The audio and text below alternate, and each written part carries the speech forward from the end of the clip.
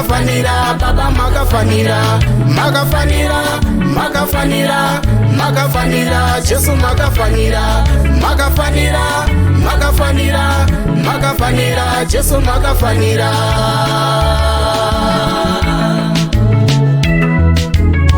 Usifu uko juu ya zita lako Baba Mwenyezi Mungu, usifu uko juu ya makazi yako na mapendo yako Baba. Takusifu kwenye maisha yangu yote Baba, juu umeficha na mbinguni fanira kufanira umeficha Baba, zita lako lisifiwe Mwenyezi Mungu Baba.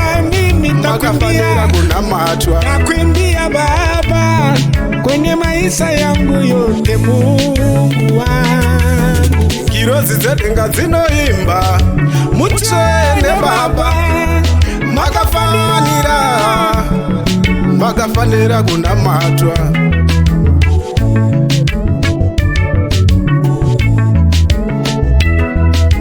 Kirozi zedenga zinoimba muchene makafanira makafanira kunamatwa.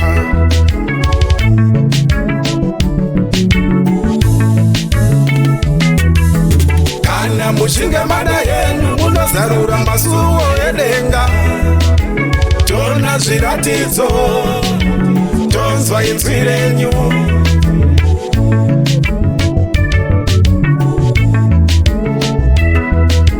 Kana mushinga mada yenu munotipinza kamumweya,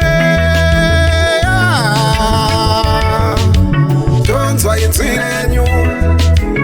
Sijaenda Baba nikingari nipo, nasubiri kuongea kwako ndani ya maisha yangu Baba, ongea nami. Tiandiko akafanira kusarura buku ndokusunungurura zvisimbiso.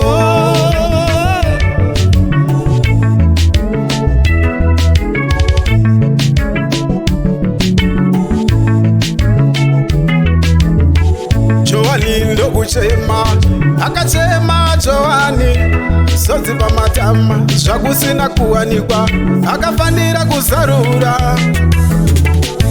Johani alikuwa nalia usiku na mchana, machozi kaingilia moyoni Baba, alikuwa natafuta mtu wa kumfungulia. Naomba Mwenyezi Mungu Baba, njoni leo nifungulie njia katika maisha yangu Baba. Hey, njoni Baba wangu, mimi peke siwezi. Hey Baba Mwenyezi Mungu, naomba tembea na mimi. Shumba rudzi wa Juda, mudzi wa Davhidha, akakunda izarure.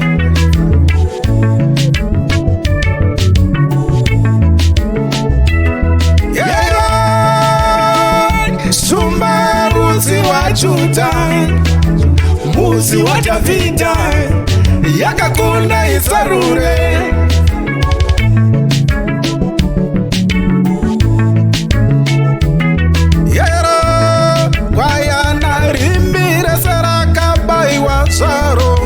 Ndokutora bhuku muruoko rwe agere pachigaro cheumambo.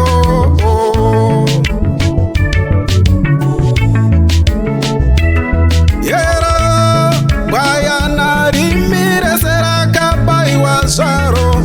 Ndokutora bhuku muruoko rwe agere pachigaro cheumambo.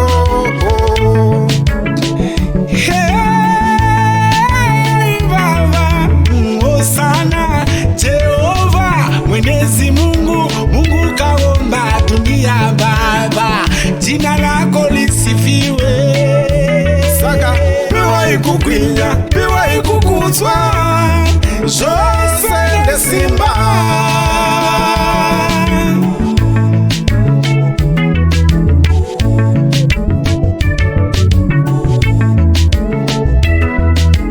Piwa ikugwinya, piwa ikukudzwa, zvose nesimba.